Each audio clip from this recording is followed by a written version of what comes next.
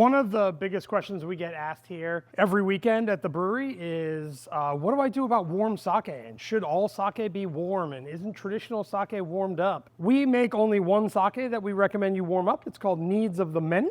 It is a delicious sake cold, but is really, really good also warmed up. A lot of times in Japan, warm sake would be made during the winter months. They would be heavier sakes, less aromatic, because as you warm it up, you'll lose a lot of that. Heavier, rice forward, alcohol forward, that can really take to the warming. A lot of people then say, well, how the heck do I warm it up? It's in a can. I can't warm it up in the can because all beverage cans have a plastic liner in them. There are many, many options. Traditionally, you might have a sake set.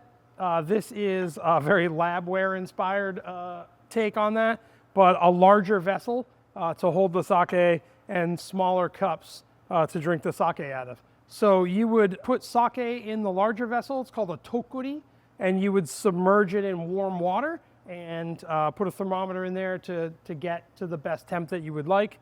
And then this can be used to hold the temp as you pour many, many little glasses. That's kind of the traditional way. We have a couple options here. We use an induction kettle. It is super easy to use. It plugs onto a base. You can dial in the exact temperature you would like, and then you merely heat it up. It takes about 45 seconds to a minute, and then you just pour the sake into a heat-safe vessel. Here at the brewery, we use a 7-ounce speckled classic diner mug, and you can enjoy your sake. This kettle will actually keep the sake at the temperature that you set it to, so you don't have to worry about reheating it once you're done with this mug of sake. Some of the other options from Japan would be a sake warmer like this. It has a metal inner sake holder and a insulated vessel. So all you would do is you would boil some water in your trusty kettle, fill up the sake reservoir to the line, put the cover on, and then take your inner container for sake, crack a can of Needs of the Many, fill her up, and then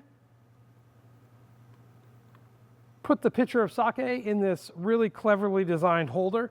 Now it's being surrounded by warm water, and you could use a thermometer, instant read thermometer, to take the temperature of this sake. Also, I've found on things like this, when you can touch the metal on the top and it's starting to get a little warm, the sake underneath is at a pretty great temp. This one was given to us by Matsuzaki-san from Japan. He came here to visit on my birthday and brought us this lovely gift that we still use for testing out some sakes to see if they're good warmed up or not. If you don't have any of this stuff, that's totally fine. Every microwave in Japan has a hot sake button, much like we would have a pizza button or a potato button. So you can take your trusty mug of cold sake, throw it in your microwave. A small microwave like this, we microwave it for about a minute. Larger microwave, you might want to do 30 to 45 seconds and then do 15-second increments until it's the temperature that you want.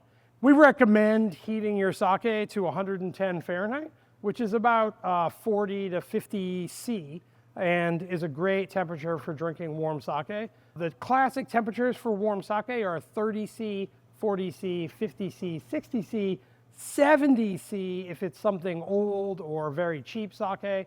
And then there is a very specialized temperature that we love here at the brewery called Kanzake. So that's where you heat the sake to 70 and then let it cool back down to 50 or 60. It is actually very different than just heating the sake up to 50 or 60 the first time. So if you really want to challenge yourself with warm sake, that's the way to do it.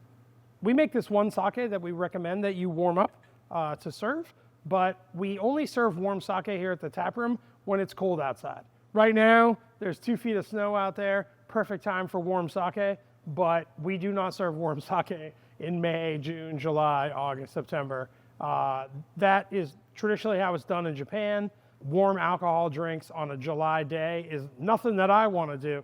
And so all of our stuff is cold for half the year, and then the cold half of the year, October 1st, we start warm sake, and then around early May or late April, New England weather depending, we stop serving warm sake here in the tap room.